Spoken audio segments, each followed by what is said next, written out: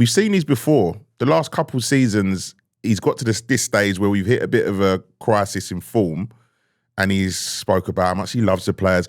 I think he needs to have a look at that, because I think it sort of, there's a lack of accountability. Yeah. Let's talk of beautiful moments that we're about to live and all that stuff. It's not even the first time this season that we've heard that.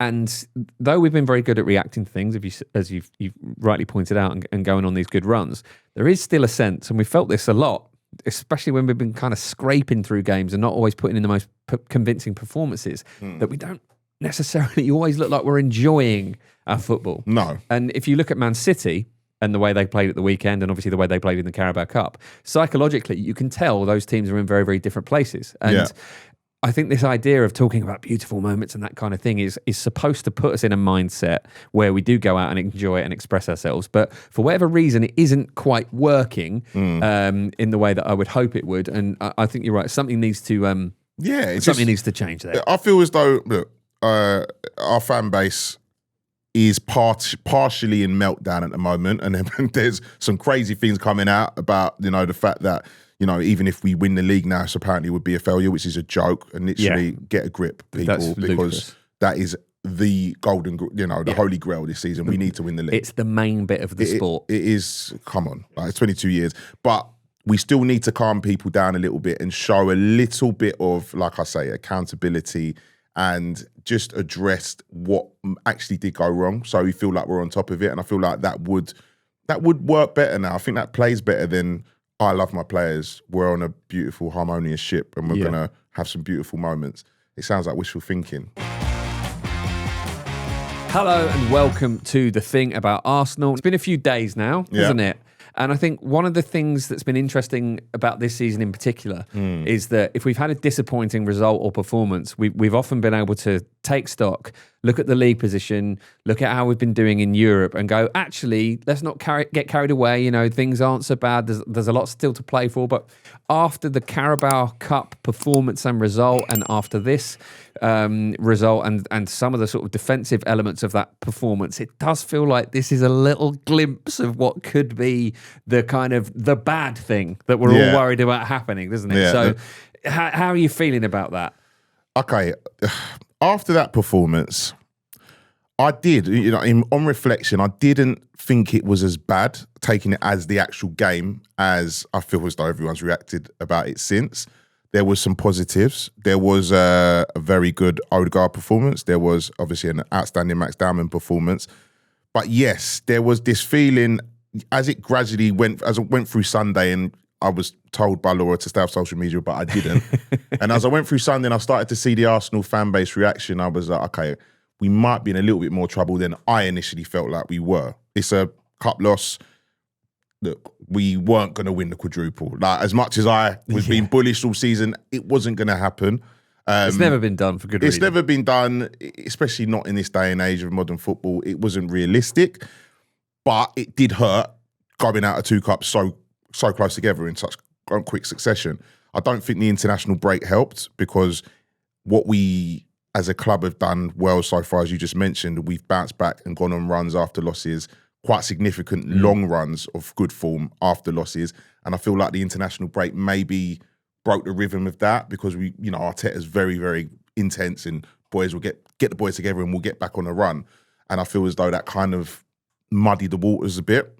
But yeah, what I forgot about, how even though I felt okay with it and I was a bit disappointed, I forgot about how much it affects my mood, because yesterday was not a good Easter Sunday. The ladies didn't do great in the FA Cup either as well. And yeah, the longer Sunday went on, the more I read Arsenal fan opinions on the fact that this might be this gigantic meltdown, and I started to get a little bit anxious off the back of that. So we need to pull ourselves together as a fan base, I think. Yeah, it's a funny one to reflect on, isn't it? Because I find myself thinking, actually, we created quite a lot. There are definitely games where we've played worse than that and won this season. But then we're like, they are in the Championship, though. They are a Championship team. You should be making chances, and you should be making life difficult for them. And I think for me, one of the really frustrating things about the performance is that there was a naivety to a lot of the play. The type of naivety that has not characterised Arsenal's season at all. We've been so sort of defensively solid and so good on the details and all those moments. And you had, Ben White getting caught out for that first goal, the second goal in particular. All of those players kind of chasing the ball like you used to do at school, or in the park when you've got 30 kids on each team and the game doesn't finish till the sun goes down and someone's mum says that they have to go in for tea and then everyone follows. It was really, that strikes me as something where it's just a bit of a panic. It's not necessarily something where there's any element of control to the game, and it's just kind of reactive in a very emotional way. There's been two sort of lines of thought about what went wrong on Saturday night, and I put it down to us not being as structurally sound as we've been. There wasn't that structure to rely on. I think the players, the individual errors come from that, and the fact that the players aren't used to not being as protected by the structure as they have been. And so they do things like Ben White had a really bad game. He wasn't like, oh, hang on, what's happening here? I'm not used to having to run back to my goal and us losing the ball in midfield. I normally have that extra layer of protection in front of me, or we somehow retain possession more. So I feel like a lot of people saying, well, it was individual errors. Some people were saying, well, it was complacency or whatever else. I feel like, going back to what I was saying to Laura in the pod on Saturday night, I feel like we didn't react to structural deficiencies in our team early enough. Like we were doing brilliantly in the final third, in the opposition final third, and that was the lot down to Max Dowman and Odegaard, and we were keeping it, we were sustaining pressure there. But as soon as we lost it, Norgard is now someone who hasn't played many minutes this season. He cannot do the job of Declan Rice in terms of covering the ground and being able to protect us against that counter threat.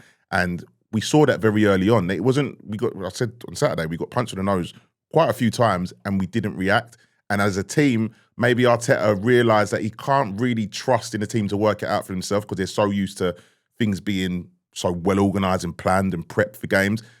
And he didn't make the change himself in terms of, okay, we need to provide a little bit more protection for this counter threat that we've got. Yeah, absolutely. I think Zubimendi could have gone a bit earlier. He was, to be fair, he was the only option, wasn't he, Zubimendi? Yeah. And I think it was right not to start him because he's obviously got a lot of minutes in his legs. He came off injured for Spain as well, so he got to manage that a little bit. I still think it was the right thing to not have Rice involved at all because obviously he in particular is irreplaceable in our team. There's no one even of a similar profile that can slot in and do what he does. So even with hindsight, I think it's right for him not to have been in the squad. So really the three midfielders we had available to start, that was the midfield that we saw because there were no other options without starting Zubimendi. So I get that, but I do agree that I think, he could have changed it up a bit sooner because it was a tough afternoon for Norgard, wasn't it? And you're right. I wonder if a guy who's 31 and is used to playing most games, it's probably been a long time since he's kind of been this cold in terms of coming into games. And you notice that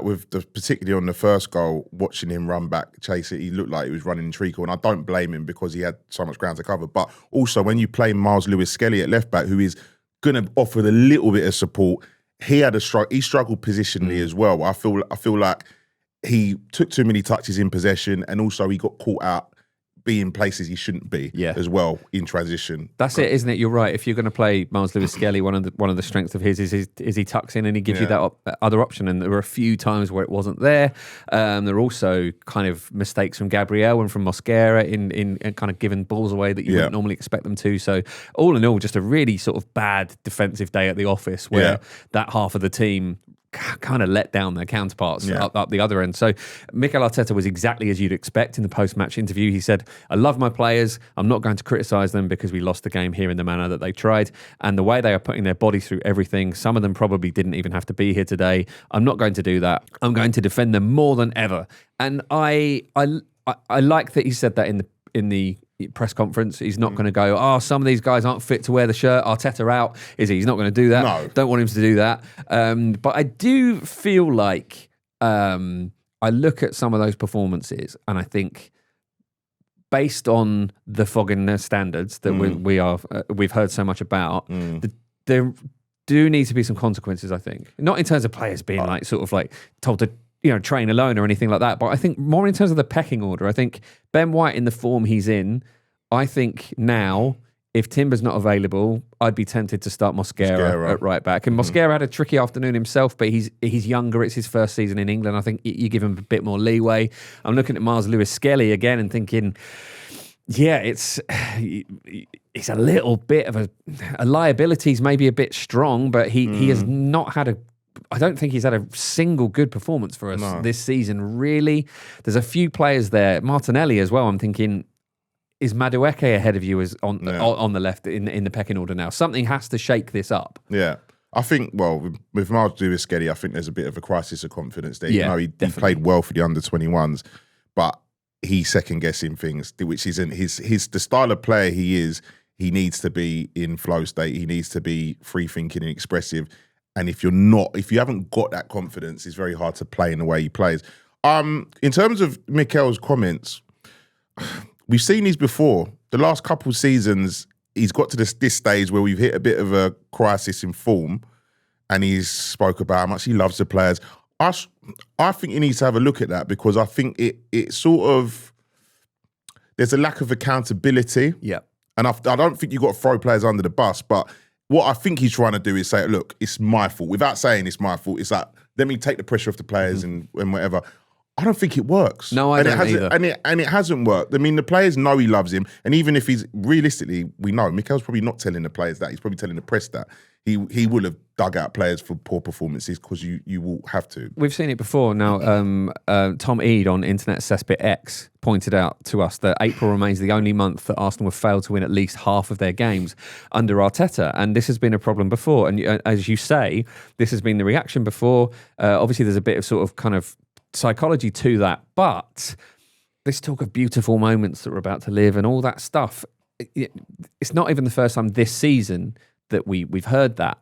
And though we've been very good at reacting to things, as you've rightly pointed out, and going on these good runs, there is still a sense, and we felt this a lot, especially when we've been kind of scraping through games and not always putting in the most convincing performances, that we don't necessarily always look like we're enjoying our football. No. And if you look at Man City and the way they played at the weekend, and obviously the way they played in the Carabao Cup, psychologically, you can tell those teams are in very, very different places. And I think this idea of talking about beautiful moments and that kind of thing is supposed to put us in a mindset where we do go out and enjoy it and express ourselves. But for whatever reason, it isn't quite working in the way that I would hope it would. And I think you're right. Something needs to needs to change there. I feel as though, look, our fan base is partially in meltdown at the moment, and then there's some crazy things coming out about the fact that, even if we win the league now, it's apparently would be a failure, which is a joke. And literally get a grip, people, because that is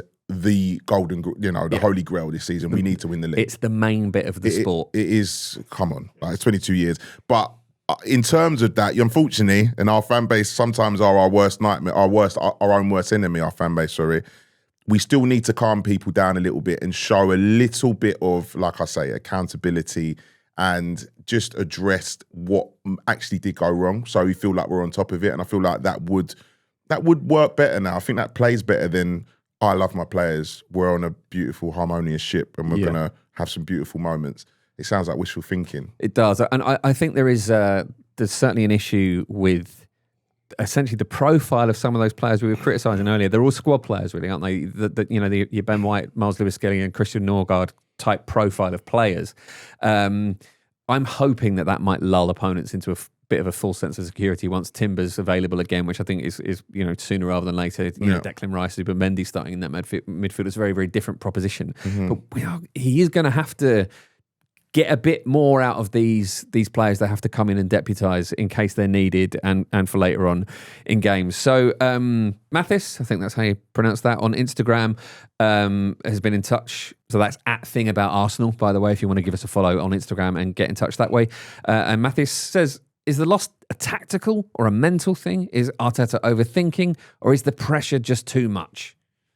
I said on Saturday, I think there's a slowness to react when things aren't going great, because he is so confident in his preparation and the fact that we are so well versed in the opposition's strengths and weaknesses, and we plan and prep, and we've had a long time to prep that game, that I feel like he has a little bit of an overconfidence in the players being able to work out what's going wrong, where he had to step in. And I feel as though that's the one thing hopefully he took and he learnt from Saturday, is that if we start a game as well as we started and we were doing really well, But there's always these warning signs, these little red flags that still needs to be addressed in the game. And I feel like he didn't. He overlooked that and just expected the team to overcome with more ability, more physicality to overcome and get the win.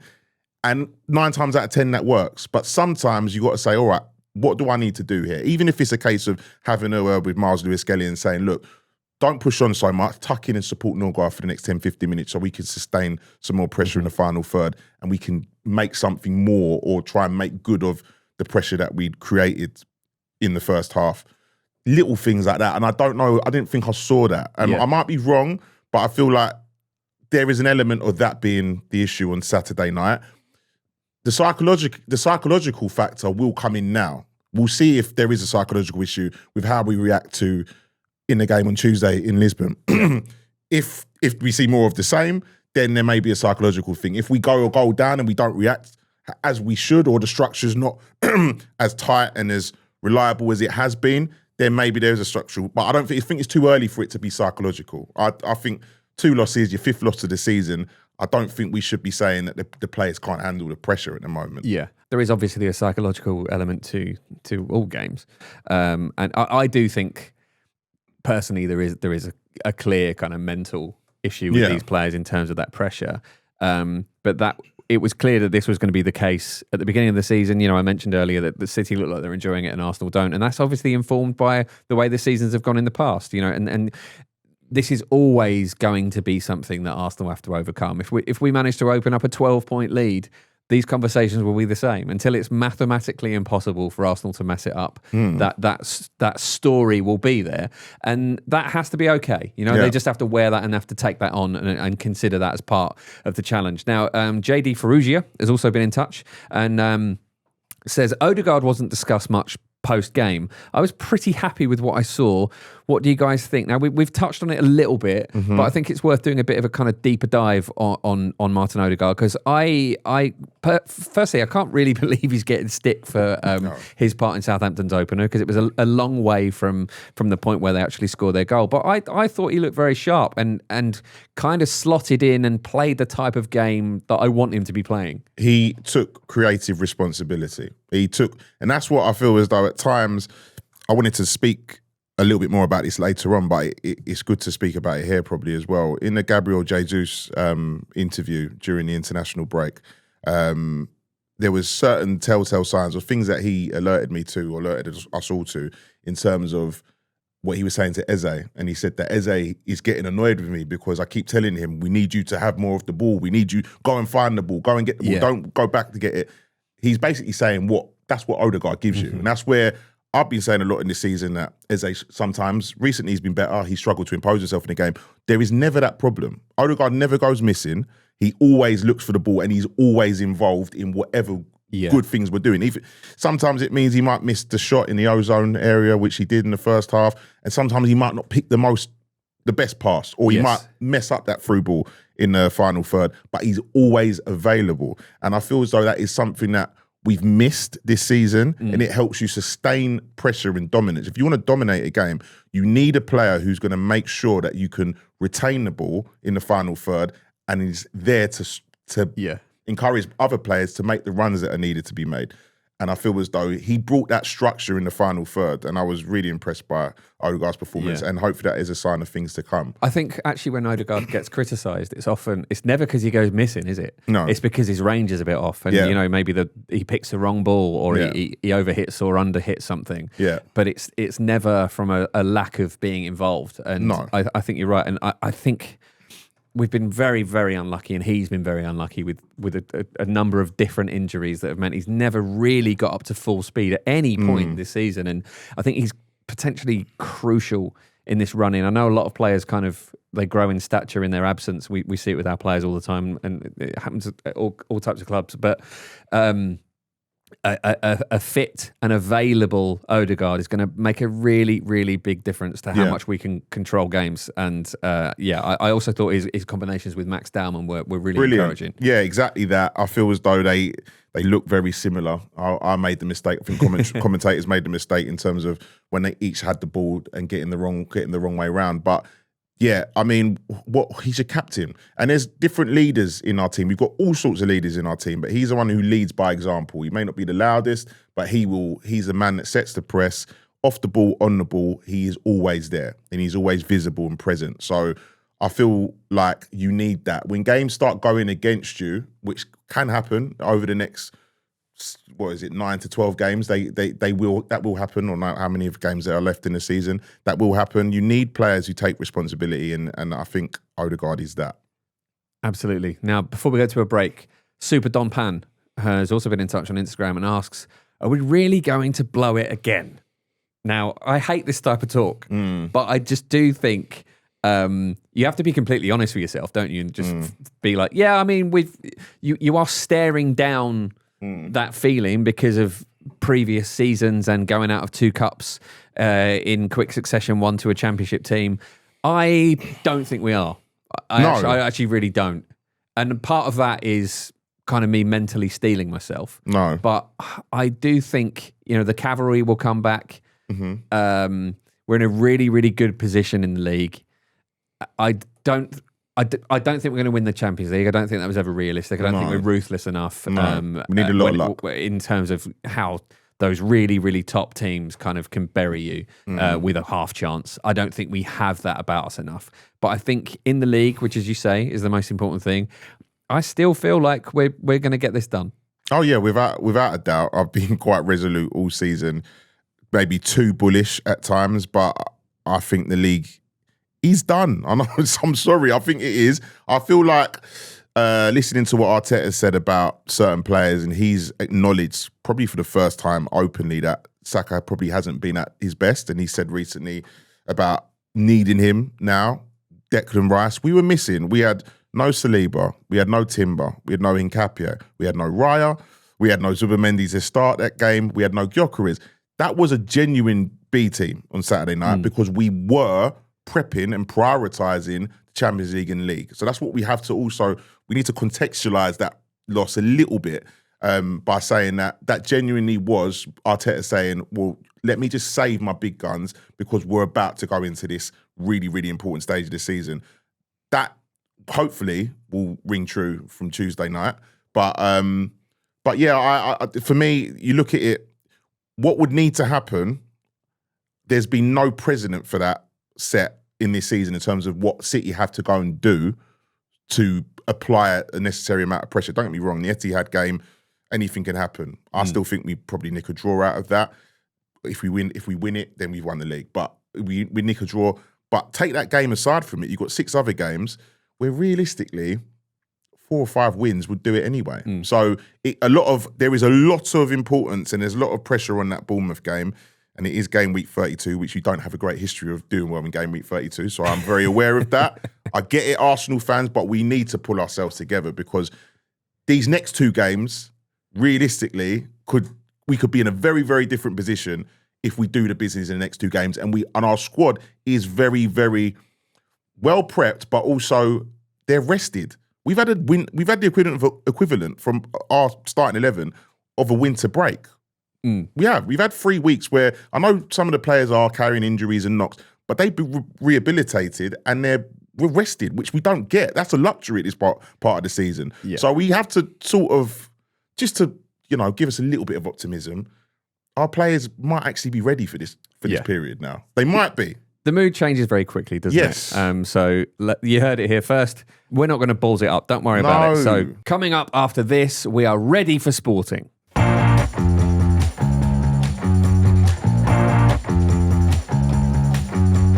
So we have another game pretty much straight away. We head to the Jose Alvalade Stadium in Lisbon to play Sporting tomorrow night.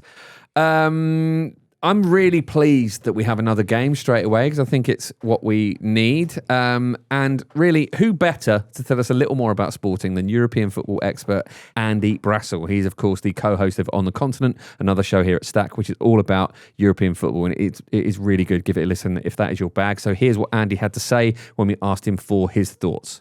Hello all. I have to say, even though Sporting are clearly second favourites against Arsenal, I think they're genuinely worthy opponents for them.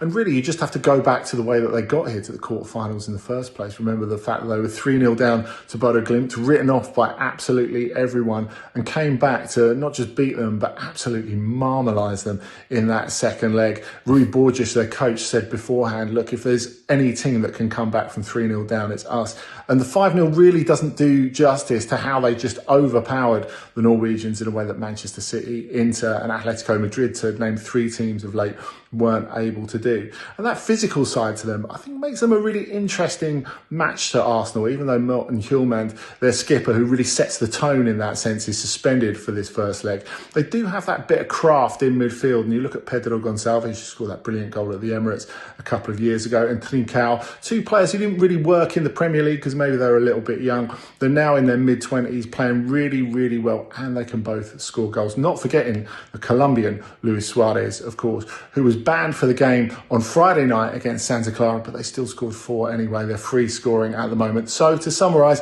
second favourites, but to be taken seriously. They play with a chip on their shoulder, and they're really looking forward to being the underdogs.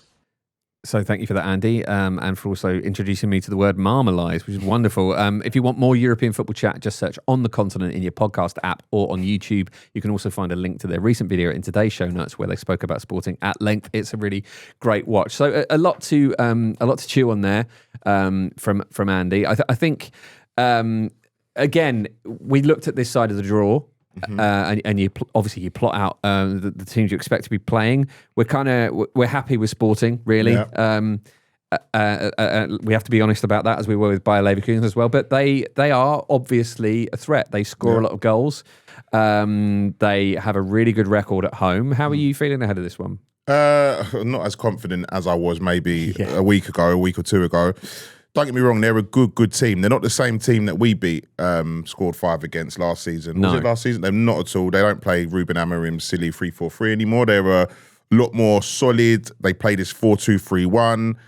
They have a very, very exciting. I don't know if Quenda, the game might come a little bit too soon for him, but they've got a front 4 of, like Andy said, Trincao, Gonzalez, Quenda and Luis Suarez. That's dangerous. You know, they can cause problems and they score a lot of goals. But if it's a like for like, we do everything that Sporting do better. They are a physical team, well, more physical. We are far more disciplined and a far better structure. They are also, I mean, there's a lot of focus on the fact that they came back and scored 5 goals at home, which is obviously worrying, but they also conceded.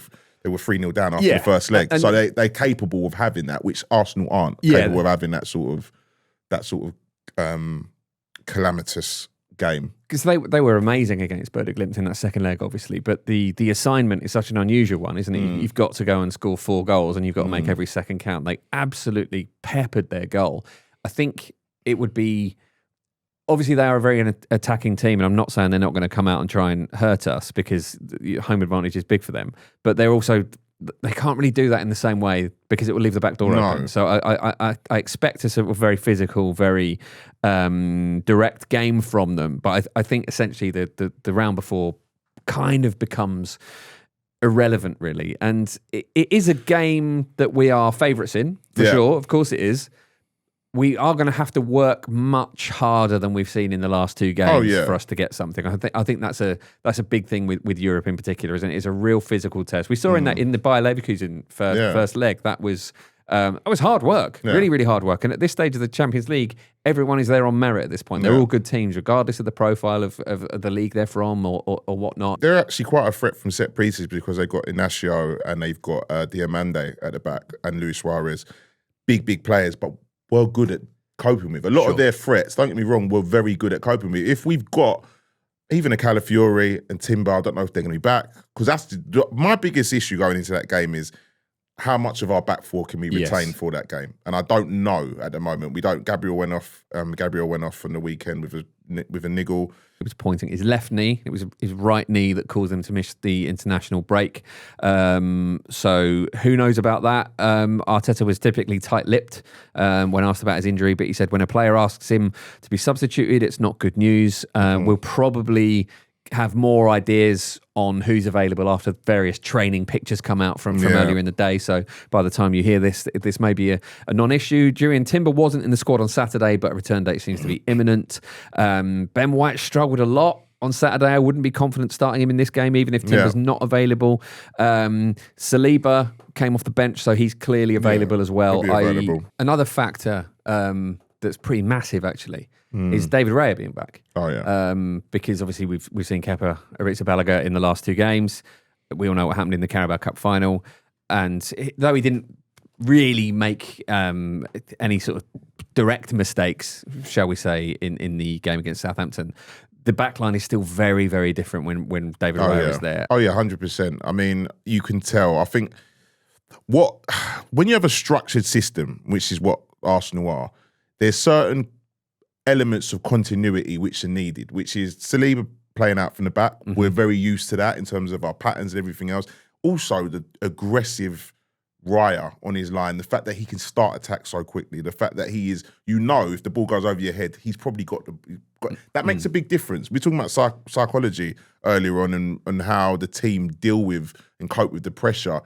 That's a big way of alleviating some of that pressure in the fact that you've got someone who is genuinely the safest, biggest pair of hands probably in world football. Quite literally, yeah. And someone that he can, sets your mind at ease when the balls are, because there will be. And the thing about Sporting is that they push their fullbacks very high up. So they put a lot of balls in the box.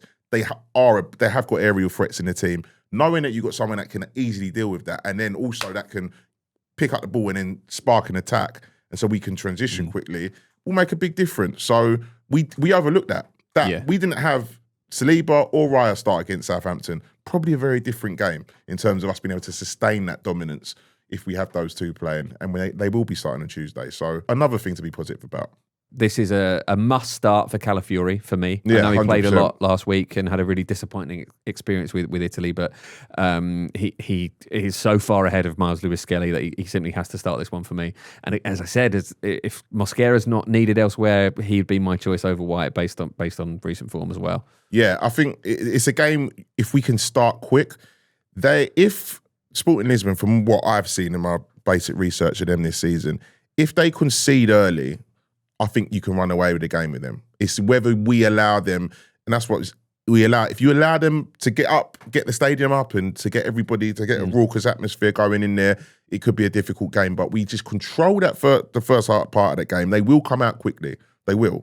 If we can control that first 20, 30 minutes, I feel as though we can manage that game and get out of it with a positive result. Yeah. And I think that, but it's very, especially off the back of 2 losses, it's very important that we approach it in the right mental state, which is, it is a case of managing that opening bit and then trying to assert your dominance throughout it. I expect don't react emotionally. Completely. I expect the setup will be similar to how it was in the first leg against Bayer Leverkusen, see what it's like after about 10 minutes, and if it needs to be cagey, make it cagey because you got the second leg at home, and try and manage it that way. Now, Morten Hjulmand was mentioned by Andy in his voice note, and he is suspended. And I just want to bring it back to him because apparently he has an Arsenal tattoo on his shoulder, so he's available for the second leg. So he'll be thrilled at getting to play at the Emirates. But I just think that's great. I'm all for that. It's just out of reach for a kiss, isn't it? If it's on his shoulder, so if he scores a goal, yeah, that's strange, isn't it? Like, we are massive Arsenal. We are under the skin of our opponents, quite literally in this case. So Viktor Gyökeres is obviously going to be a massive talking point as well. So he's going back to his old club. He left under a little bit of a cloud because there was some sort of conflict between him and the chairman, which is always kind of to be expected, I suppose, if you're dealing with Sporting, as West Ham found when they were dubbed the Dildo Brothers. Certainly the owners were, because of how they dealt with a potential transfer with William Carvalho. It's a fascinating battle, this, because obviously Luis Suarez has become a hero there. Perhaps we put in a cheeky 40 million plus a pound bid before the game to unsettle him. But I really want to see him score against his old club. Yeah, it'd be good. And I mean, we have to start him. For me, as much as I'd be screaming for Havertz to play up front and for him to be involved, Havertz would be a bench option for me, because I think you do start Odegaard in a game like this today. I feel I've struggled. Well, I've not seen the benefits of Havertz in midfield too much playing this season. I think he's looked far better as a 9. He looks like a player who's had a year out, hasn't he? Yeah. And I think sometimes we're not kind to our players in that sense. Gabriel Jesus gets that a little bit as well. Like, they've missed a lot of football. You don't come into your best form straight away. And it's very difficult playing at the top level these days in midfield, or even switching positions and going from one to another, which Arteta has been saying, one game, all right, we'll play you up front, then we put you back in midfield, and you'll be playing with Gyökeres, then you might be playing with Jesus. So I feel like he struggled to, find that connection and harmony with his teammates. So, and Gyökeres has to start. Odegaard has to start. So he'll be a bench option for me. If that was to, for picking the best team, we have to play a double pivot because they play a double pivot. So we will play Rice and Zubimendi anyway there as well. And then it's just, for me, it's a case of I don't know if Trossard's fit. So what we do with that, realistically, it might be a game for Martinelli. I know he didn't play great on the weekend, but that outlet, I felt at times against Southampton, we found him in space. Martinelli does not need a ball to feet. No. So I feel like that's why a lot of our intricate play is over on the right-hand side, and then the outlet ball's on the left. If we can play like that, where, Odegaard is given a lot of the ball and he can combine with his right winger, we spend a lot of time over there, and then we can sort of switch it into Martinelli in space. That's kind of where we probably will have the most joy. It's a case, like I say, get some control back. We didn't have a lot of it in the Southampton game, and for different reasons, we didn't have much against City because they sort of nullified our ability to build up. So I want to see some control back. And I think if we have it, we'll be right. I'd also really like to see something that we saw a little bit of at the weekend, which was how quickly Havertz got the ball to Viktor Gyökeres for Gyökeres' goal, which was a great finish, which is going to be lost a little bit because of the result. But I think one of the things that has been positive about the relationship between Havertz and Gyökeres, because it looked like it was starting to bloom and then perhaps it fell away a little bit. And I agree that Havertz has been underwhelming as a midfielder since he's come back. But in that moment, it was really quick thinking from Havertz and a really good ball to him. I kind of sometimes wish Martinelli would do that sometimes. Just get the ball into Gyökeres a bit faster. He's in good form at the moment. That is where he's absolutely at his strength. No one knows that better than Sporting. So, I would like to see a little bit more of that. With Martinelli, I feel as though that the second guessing needs to stop. I mean, that naturally, because I don't think he trusts his ability, his technical ability as much as other wingers, he's not as naturally gifted on the ball. He's rapid, he's energetic, he's someone who can press very well, he does the work going backwards, but I feel like when he's got too much time to think, and this is something a criticism I'd level at loads of players, great players in history, that they're better off being instinctive players. That's why you need the ball over the top. That's where it comes from. He takes that extra touch. He doesn't keep his head up because he doesn't trust. He needs to take an extra moment to make the right decision.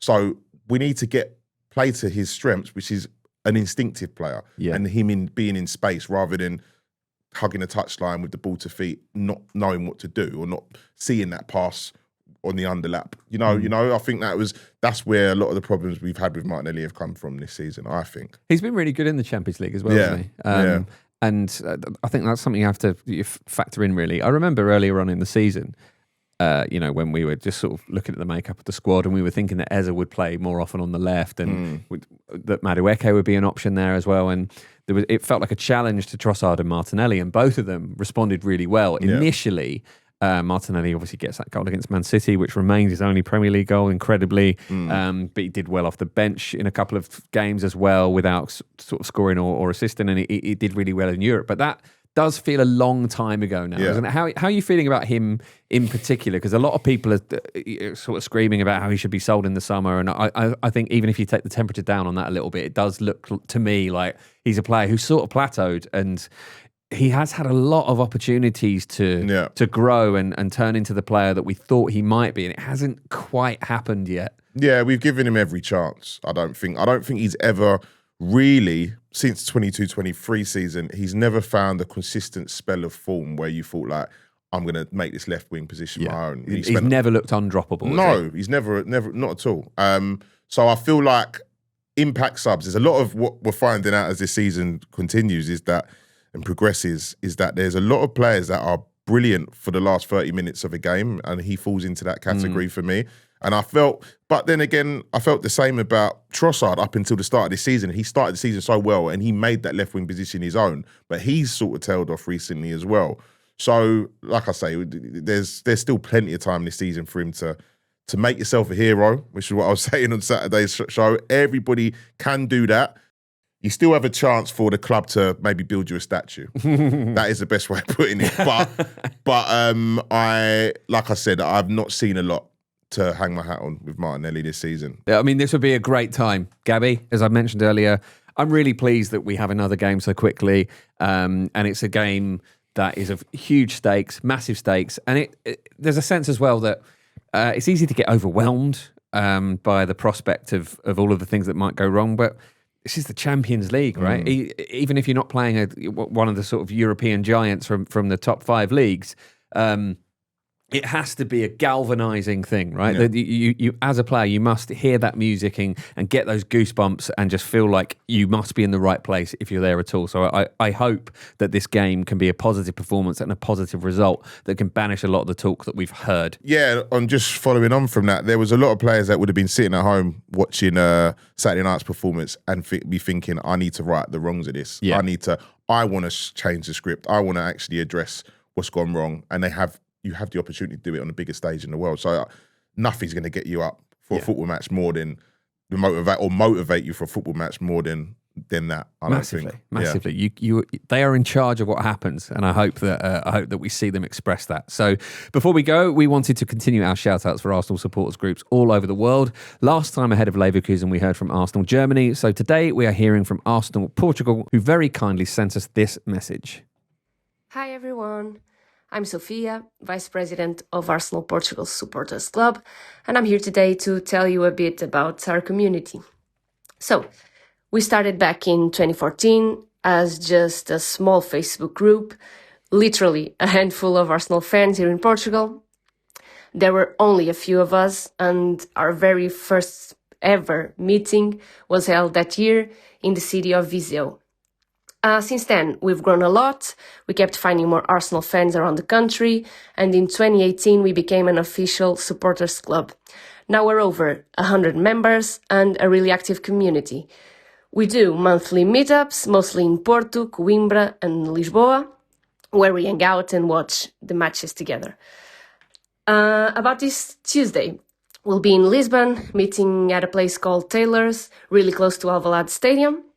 A lot of us will be there before the game, and we'll also have around 20 members going to the stadium, which is amazing for us.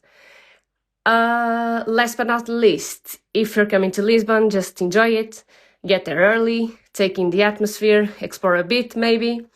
It's a great city, super welcoming, and the football culture is really strong. And yeah, definitely connect with other fans. That's what makes these trips so special. We're really excited for it. And just to finish, on behalf of all the Arsenal Portugal family, a big thank you and a shout out to everyone at the Thing About Arsenal podcast. Up the Arsenal. Thank you, Sophia. That's great. I love that. She sounds lovely. I want to go and watch it with them when I go to Portugal. I'm sold. I love that that they're regularly meeting in Lisbon, and they're kind of. They're not behind enemy lines, are they? They're behind home lines. It's great stuff. Absolutely great stuff. I love Lisbon. Yeah. I'm kind of jealous of the people going out there. Yeah. And I hope that Arsenal put on a good performance and that they have essentially a lovely little mini break. Yeah. I love Portugal as well. I love Portugal in general. Sorry, I play a lot of golf over there. So yes. Beautiful, beautiful country and very cheap pints. Yeah, and Laura's out there at the moment, so I'm sure she'll get involved in all of that. She's been flown out there by the club, apparently. Wow. So, yeah, she's obviously doing something right. I very much feel like a poor relation at the Thing About Arsenal pod. Don't we all, mate? Don't we? They're not flying me anywhere.